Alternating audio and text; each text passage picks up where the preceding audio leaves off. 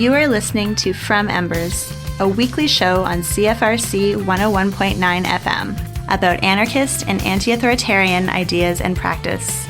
We are broadcasting from the traditional territory of the Anishinaabe and Haudenosaunee peoples on land that has come to be called Kingston, Ontario, Canada, because of the thievery and brutality of the Canadian state and its empire-loving parents.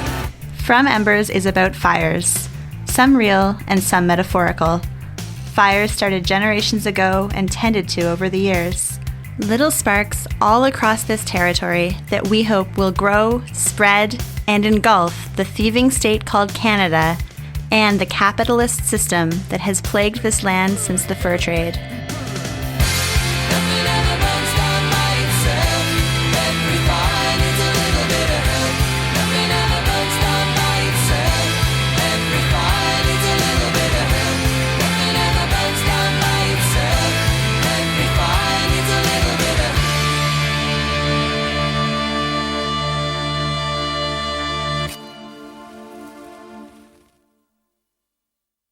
This week on From Embers, we're going to share an interview with two anarchists from Vancouver about their efforts to intervene in the climate strike and Extinction Rebellion actions in that city. This past year has seen a major uptick in protest activity from the complicated beast that some call the climate justice movement, which includes a real diversity of groups ranging from pissed-off high school students walking out of class to old-school environmental organizations, from anti-capitalist militants to utopian tech capitalists, from anti-authoritarian youth to Green Party politicians, and everything in between. Across so-called North America, we've seen anarchists who have attempted to intervene in the climate marches, Fridays for Future, and Extinction Rebellion actions with mixed results.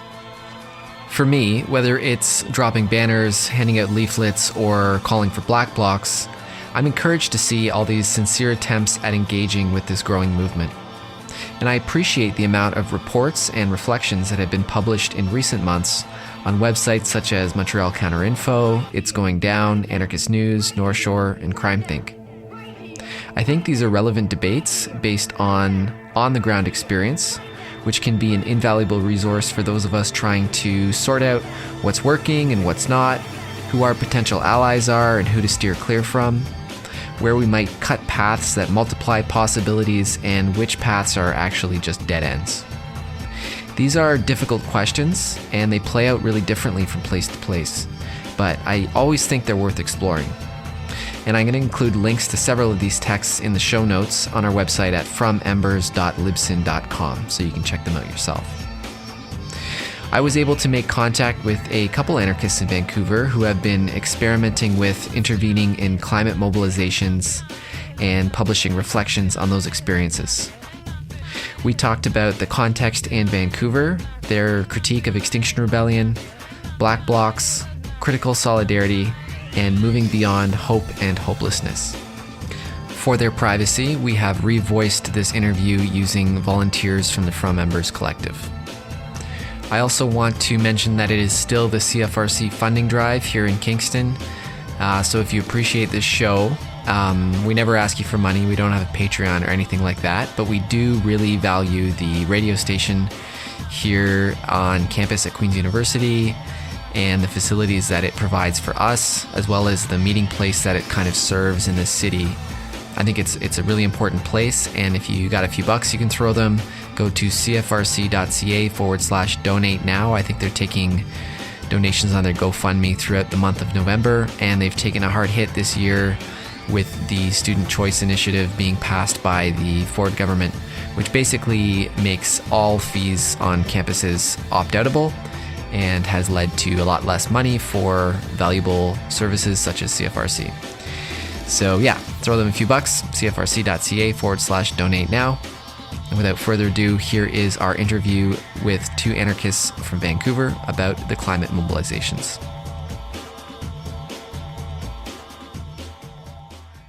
I guess I wanted to start just by asking about sort of the context in Vancouver, obviously Vancouver has a long radical history and in certain times, like I know in the 70s and 80s was in somewhat of an epicenter of anarchist activity. And I know things have changed, of course, but what is the context in Vancouver today, and what is the kind of anarchist infrastructure or situation in Vancouver? Recognizing that we can't speak to this full history, you're totally right. Vancouver has a long anarchist history. Since 2013, especially in regards to visible anarchist presence in the streets, that's really the last time that peaked with anti-gentrification organizing and black blocs and actions.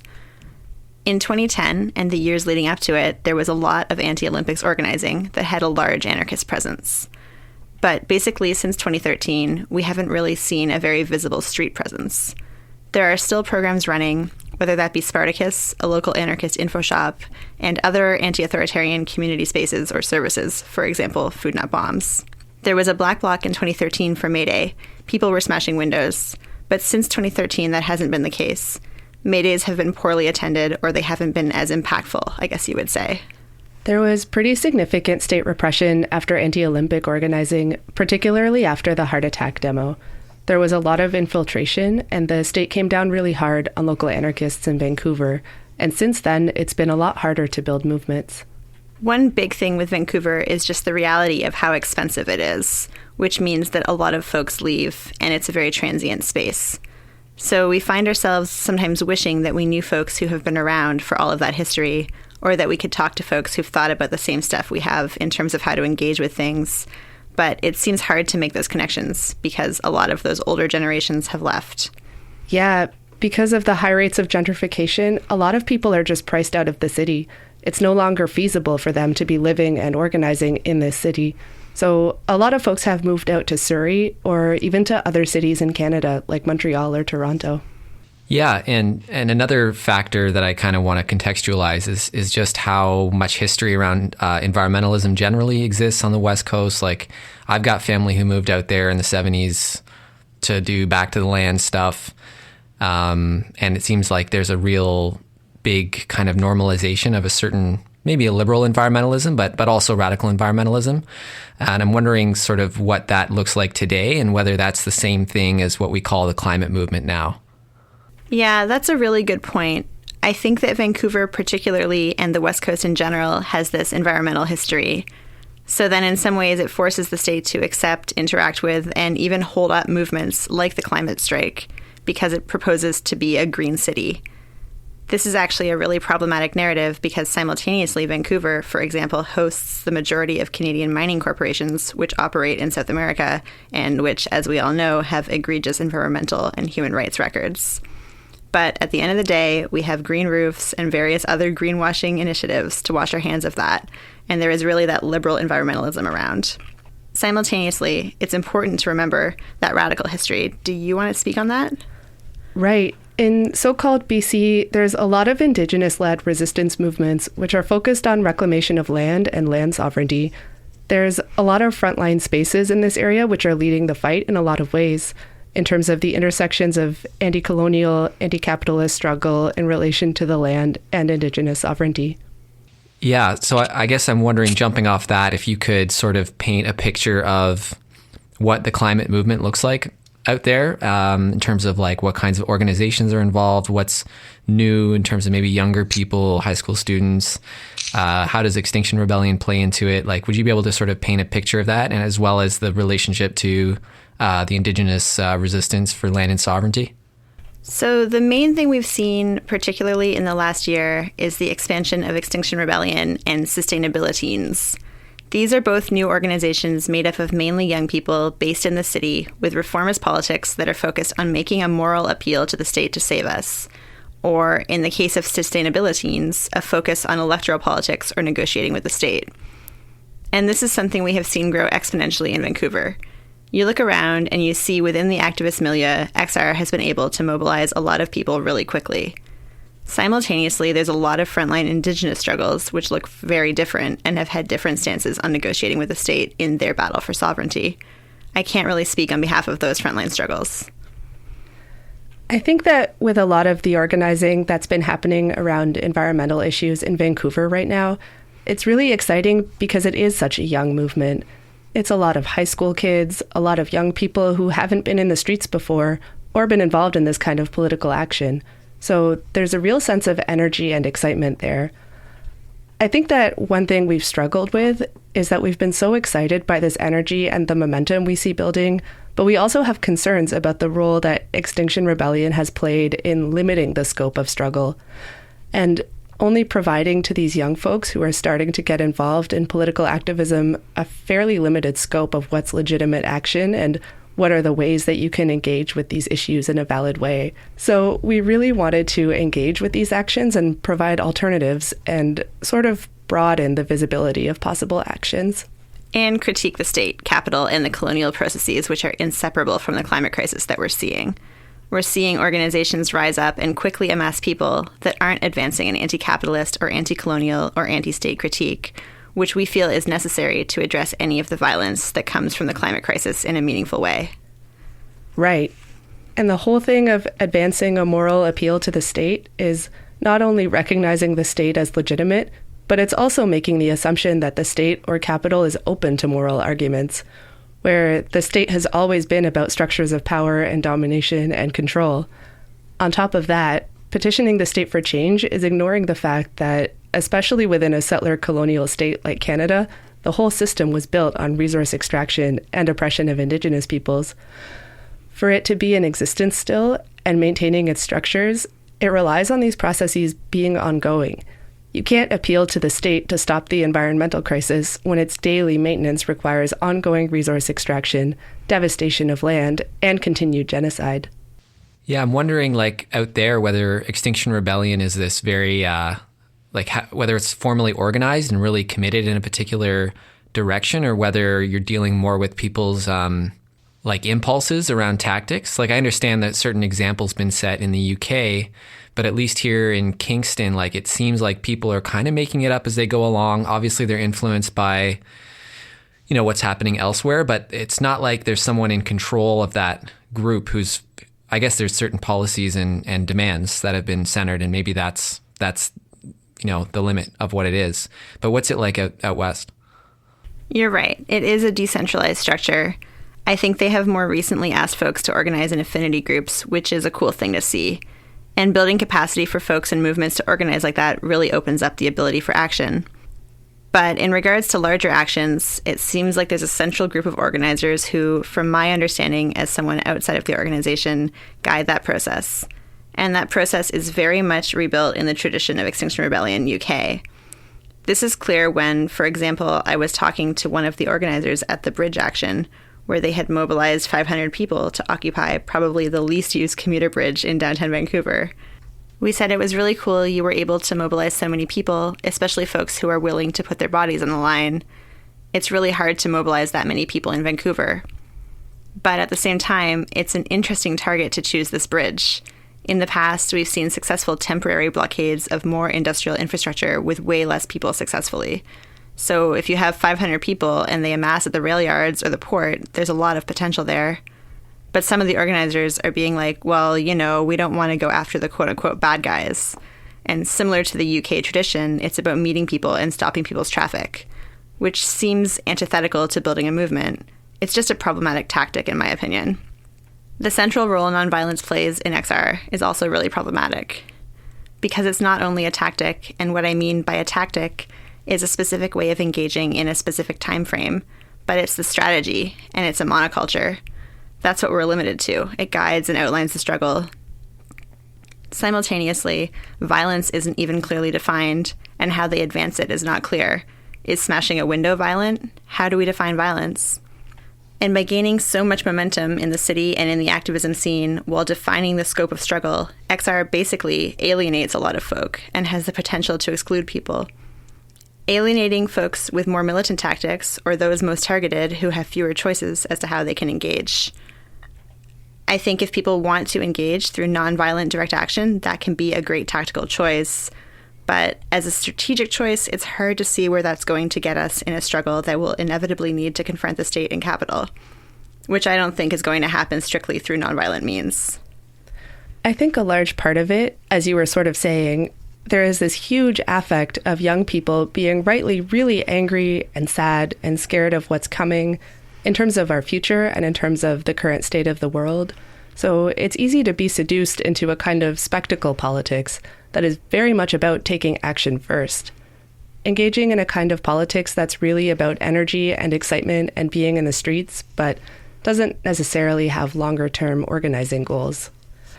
Spectacle can certainly be helpful, particularly in terms of mobilization and drawing folks in, but spectacle alone isn't going to be something which, by itself, can create long-lasting change. It's kind of like the danger of recycling, as this narrative which can lull people into a sense of having done their individual part. Like, I've gone into the streets, and now I feel absolved of a need to be involved in longer-term struggle. I know a lot of us could take a few hours off work or school for the strike in a way that didn't really disrupt our everyday routines. Come out in the streets, march together, feel like we proved themselves to be on the right side of history, we've added our names to the fight, and after that, it's business as usual. We can settle back into our daily lives. It seems worth recognizing that there's definitely a place for a huge diversity of tactics, and marching has its place and serves a lot of purposes in our longer movement building, but it shouldn't end there, and we should also be doing the legwork of building community capacity and strategizing together, building a real solid base of experience that goes beyond parade. I think it's also really interesting to note the state's capacity to use spectacle against us, to absorb it and use it for its own purposes. You only need look at Justin Trudeau marching in the Montreal climate strike to see the ways that Canada, which likes to present itself as this very progressive and environmentally friendly country, can co-opt people's anger and people's willingness to take action. Totally. Yeah, that all sounds super familiar, and I think probably it sounds familiar to a lot of people in a lot of places. I'm wondering if you could sort of lay out the different ways that anarchists in Vancouver have tried to intervene in the on-the-ground actions that have happened and how it's gone so far. We all saw these actions being organized, and we were obviously confused because these critiques of organizations such as Sustainabilities and XR making moral appeals to the state are not new. So we weren't sure how to engage. We decided that our goal in being there was to work to normalize the presence of visible anti-capitalist, anti-fascist, and anti-colonial perspectives and defensive tactics while mobilizing our community. This was some folks' first time in the streets or being in bloc, and so we hope to engage with these events in a way that builds capacity within our community and also to other folks outside of it. Like all these young kids who were in the streets, how we did this was by having a presence and distributing leaflets. We had a series of leaflets that challenged liberal narratives of producing change, as well as normalized defensive tactics, by explaining why we were masked and how to mask up. And then we also had leaflets updating folks on the Wet'suwet'en struggle, which is an Indigenous nation in northern so-called BC, which has been engaged specifically in the last 10 years in fighting against pipeline development in their territories and fighting for their sovereignty. We felt that centering those voices was really important. Something we see is that XR and Sustainabilities have, for the most part, centered white, liberal, middle-class voices. So we tried to combat that through leafleting some material. It was really exciting, the response from a lot of high school kids. There were people who were really receptive to the ideas, and there were even some high schoolers who wanted to chat about strategy and tactics. The response was really positive on the whole. And specifically, like with the Black Bloc, sort of going in Black Bloc, what was the intention of that? Like, I understand the normalization of defensive tactics or encouraging other people to learn how to mask up, but why specifically the Black Bloc? Well, we haven't seen that in the city for a while, so that was an opportunity to get folks' feet wet who hadn't been able to participate in something like that before. We were really limited in our capacity. Even by choosing a leaflet, we split up a little bit, and so didn't have a central group of us, and there weren't that many of us either, so that really limited what we were able to get away with. So it was really more like a visibility choice to expand the conversation, to build capacity within our own communities, and funnily enough, at the end of the day, to have a different kind of spectacle politic. I think also demonstrating a visible tactic that we can use to combat potential repression.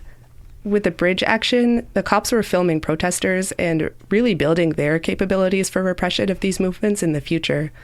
And yet a lot of people there were chanting in favor of the police, saying things like, "We love you, we're doing this for your kids too," really welcoming police presence. And so we thought it was important to normalize our own defensive measures against that kind of surveillance and potential repression. I think having that presence also works to remind folks about that history.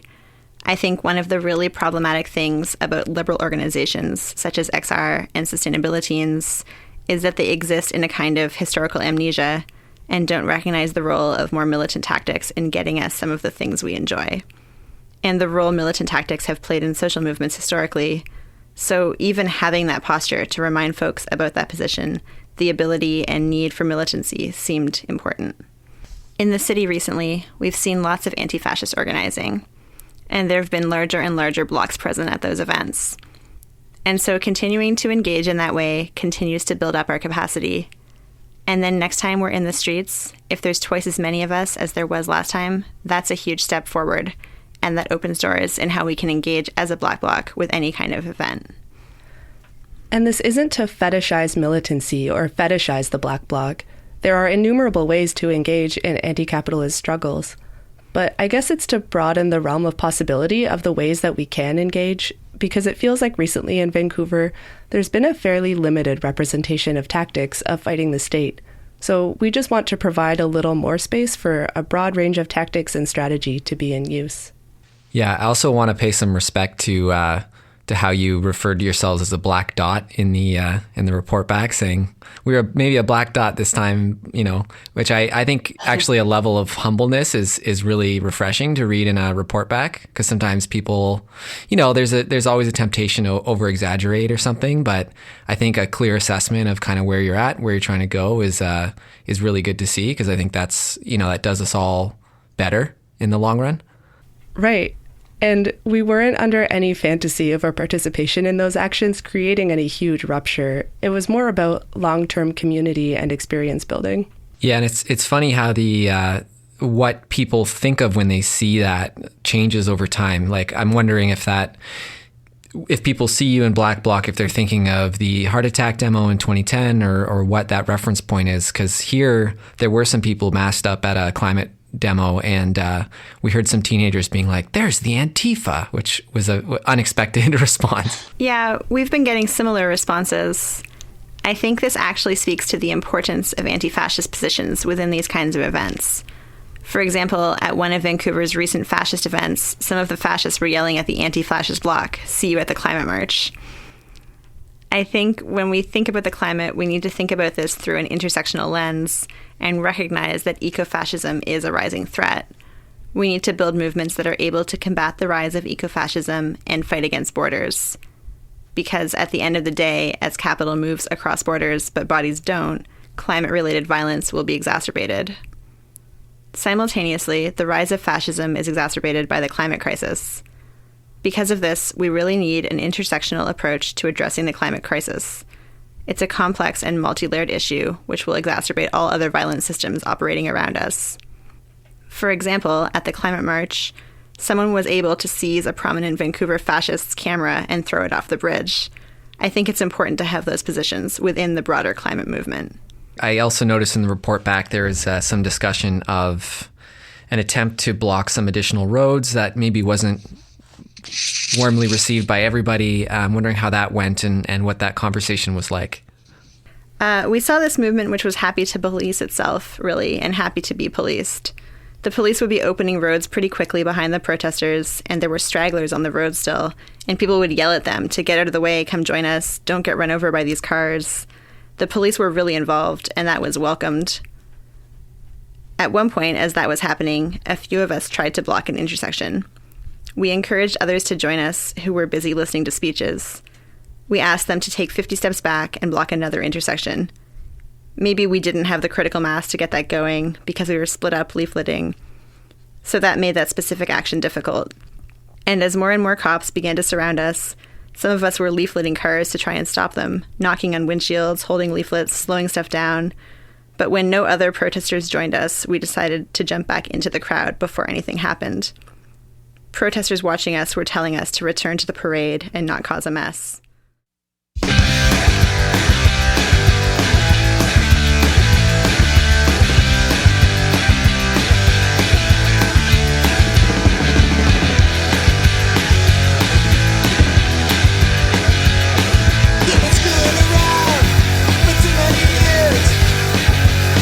People backing down.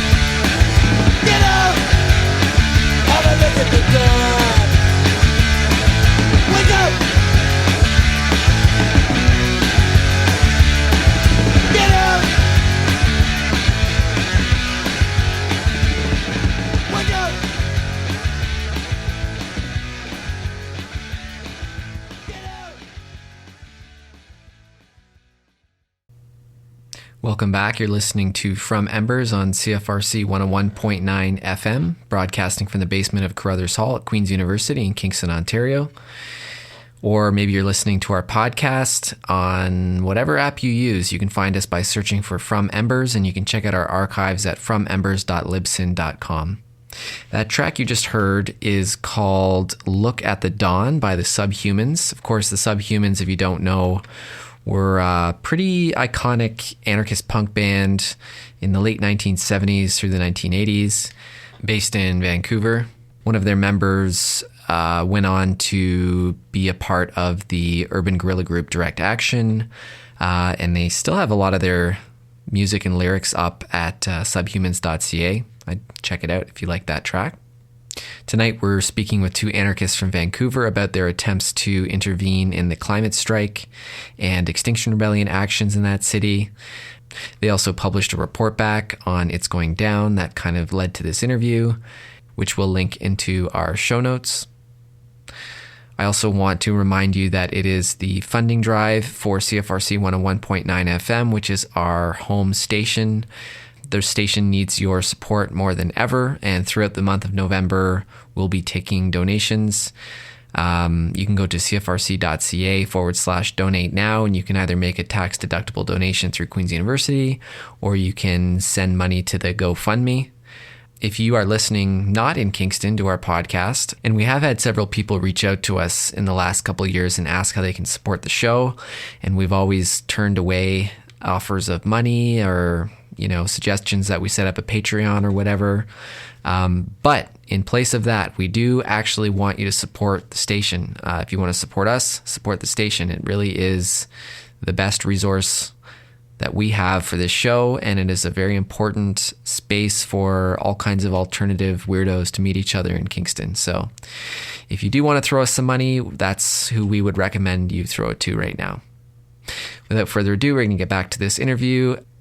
And just a reminder that for their privacy, we have revoiced this interview using other members of the From Members Collective.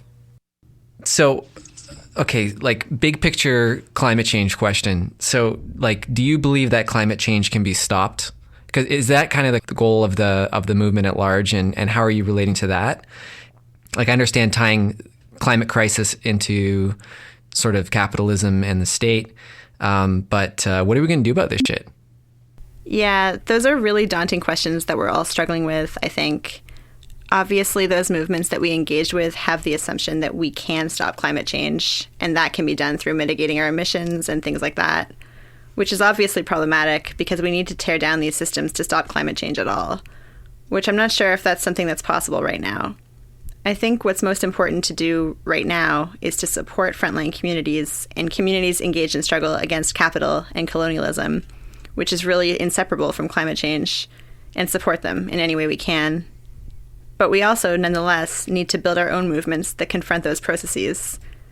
And I think the ways that I've been trying to engage with these things is just building up skills, both my own skills and skills within my community, whether that be self-defense skills, or whether that be farming skills, or communication skills, or networks.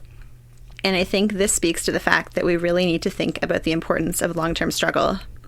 In the same way that spectacle protest politics don't think about long-term struggle and are just focused on the day, I think there's a danger in fetishizing militant action as existing only within a certain point where something is burnt down or something is smashed or whatever it may be. And I think we really need to focus on doing the legwork for building structures and communities that can engage in long-term sustained militant struggle against the state and capital.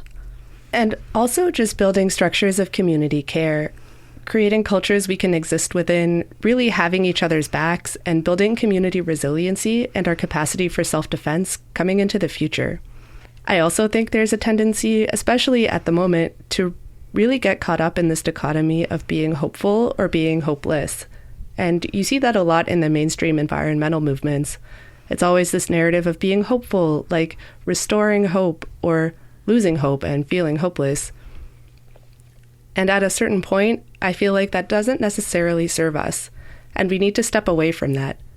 Recognize that we're in pretty dark times and we don't know if we'll find our way out, but at the same time, our communities exist around us, and there are green spaces that need to be protected.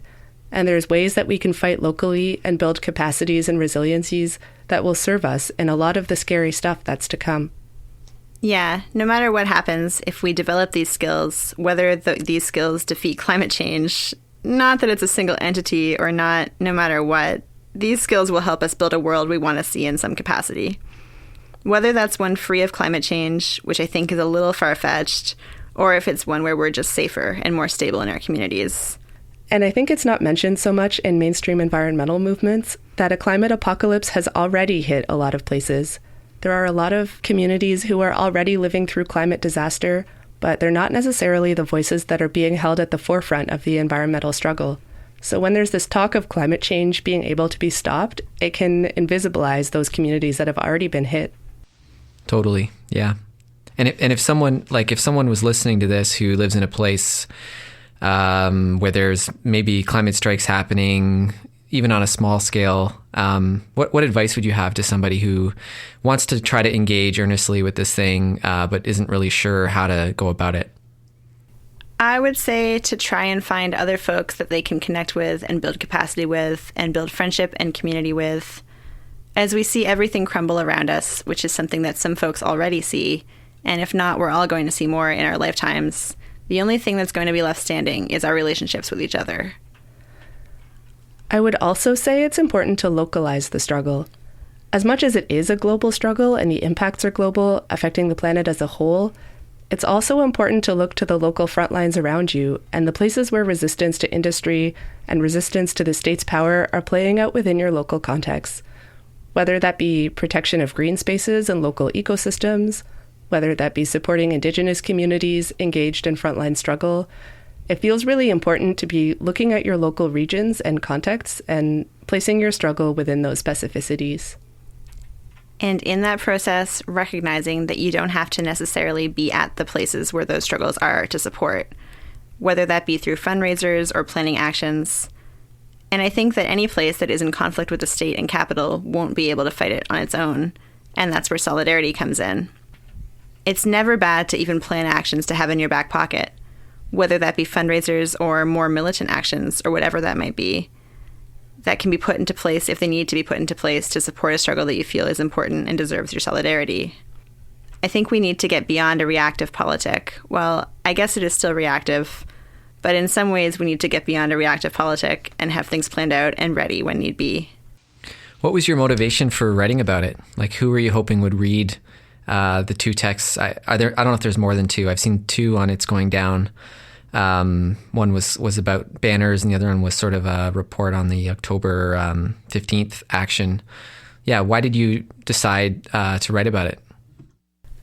I think one thing is, in a lot of those online spaces, like you were saying earlier, you do see a lot of really inspiring actions that are larger in scale. And sometimes it's helpful to hear people's efforts that are a little bit humbler, that are a black dot as opposed to a black block.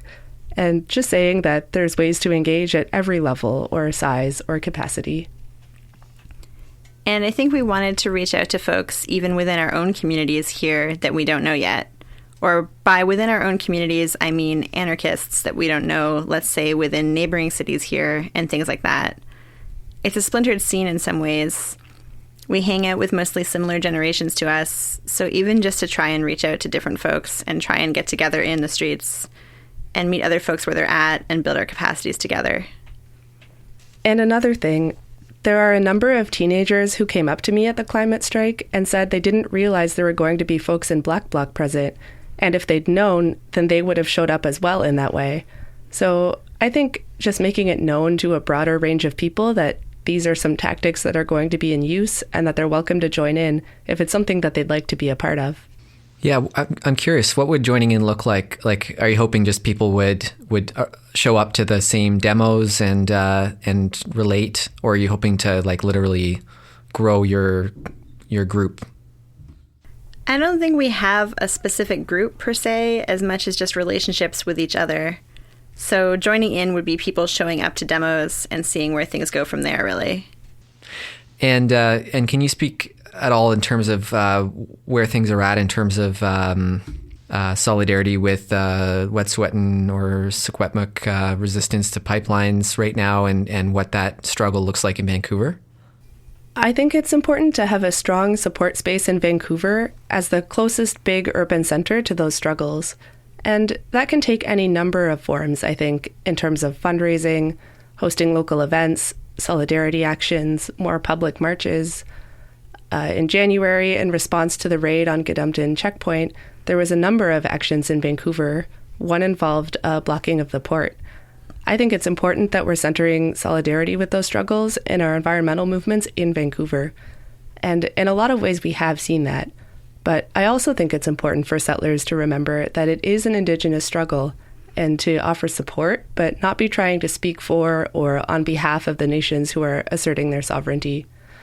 And so there are a number of ways, whether it be physically being in these frontline spaces or offering solidarity, but following the leadership of Indigenous nations. Lots of folks within the anarchist community have been developing relationships with those communities and spending time on the front lines. And that's something that's super important. Simultaneously, it's also very important for folks in the city to not forget about those places once they get back to the city, to be ready for those call-outs for action and stuff like that, and to have concrete plans always. And also recognizing that it's important that it's not purely reactions to specific events that's needed. Solidarity isn't just needed, say, after another raid or something like that. It's important that we maintain relationships with those struggles and maintain solidarity with those struggles consistently, because these are long-term struggles, and they're not limited to certain days of the year when there's a climax in action or anything. They require our long-term support and engagement.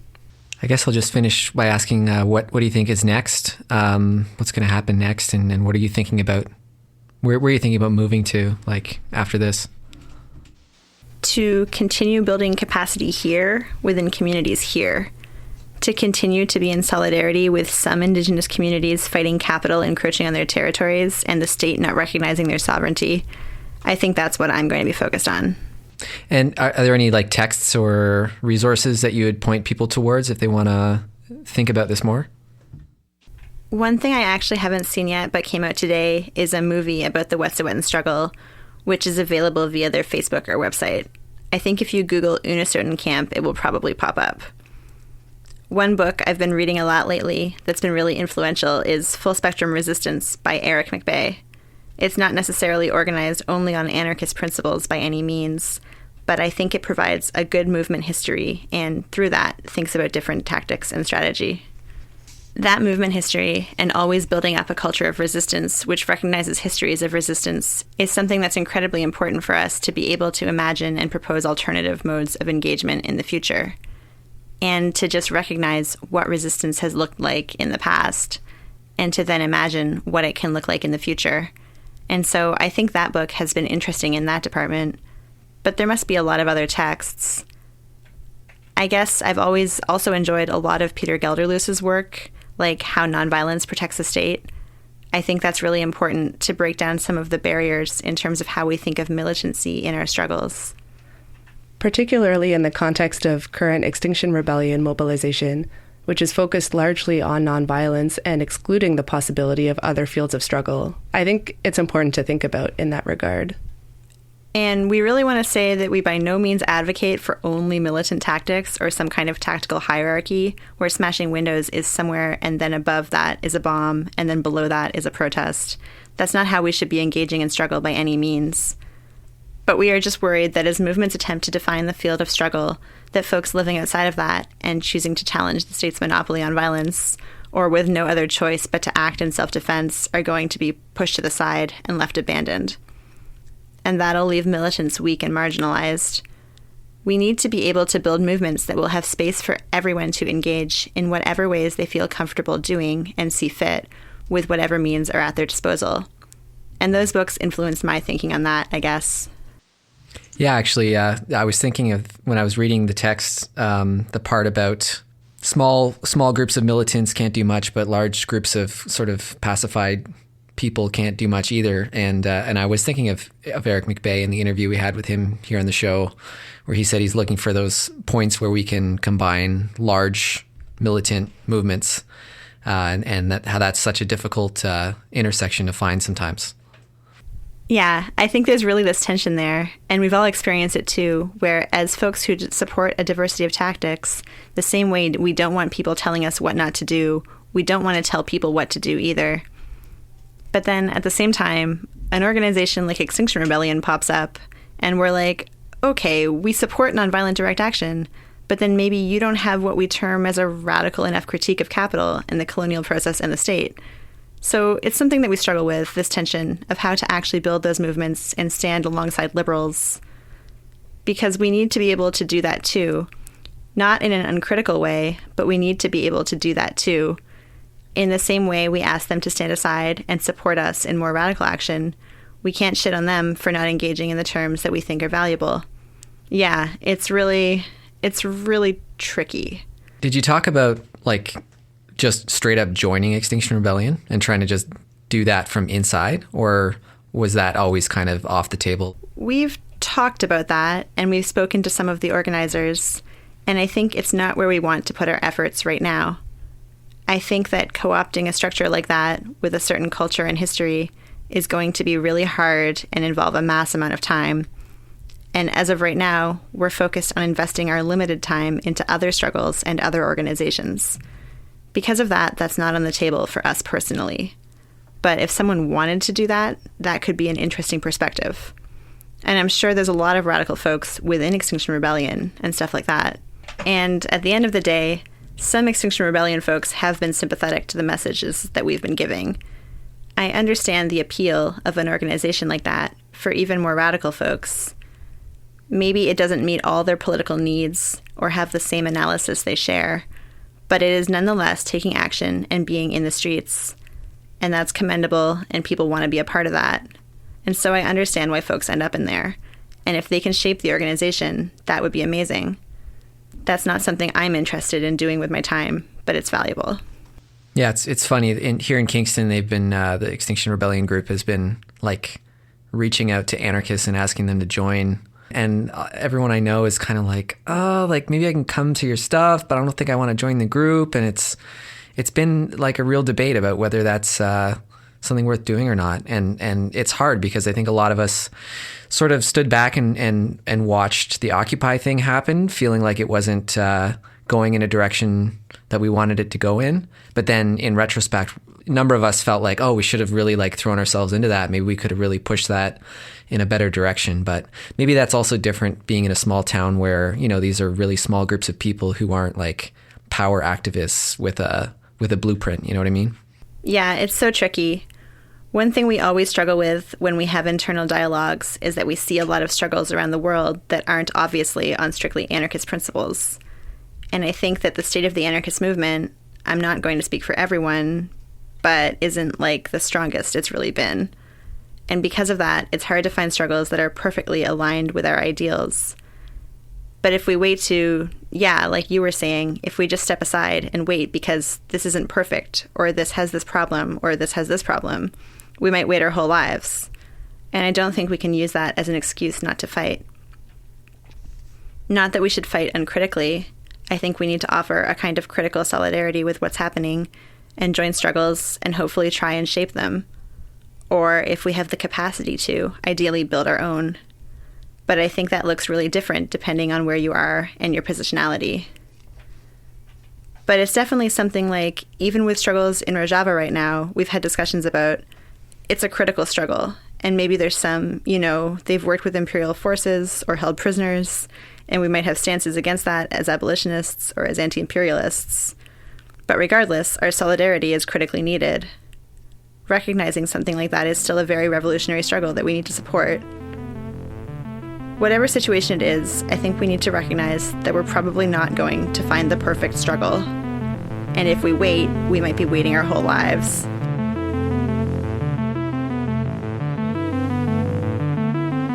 This is all wrong. I shouldn't be up here. I should be back in school on the other side of the ocean. You all come to us young people for hope.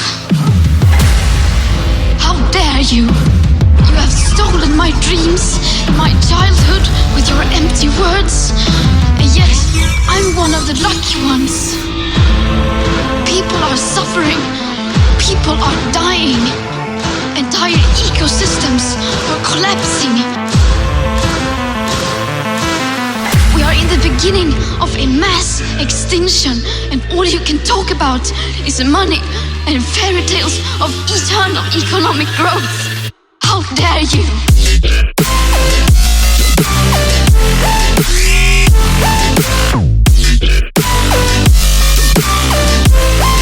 How dare you pretend?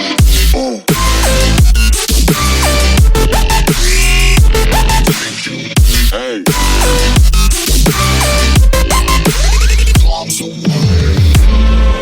For more than 30 years, the science has been crystal clear. How dare you continue to look away and come here saying that you're doing enough when the politics and solutions needed are still nowhere in sight. You say you hear us and that you understand the urgency. But no matter how sad and angry I am, I do not want to believe that. Because if you really understood the situation and still kept on failing to act, then you would be evil, and that I refuse to believe.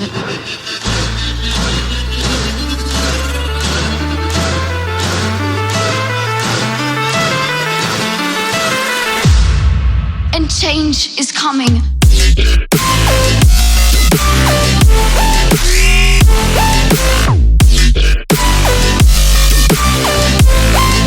The world is waking up.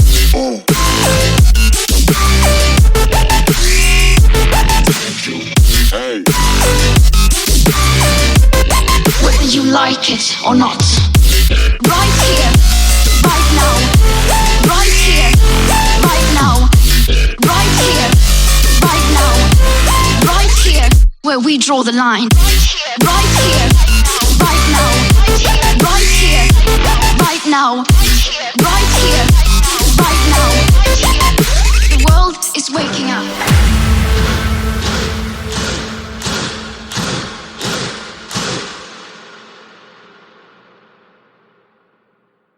It's going down, and you're invited for what they selling. We ain't buying, there is no running, there is no hiding, there's only fighting or dying. It's going down, and you're invited for what they selling.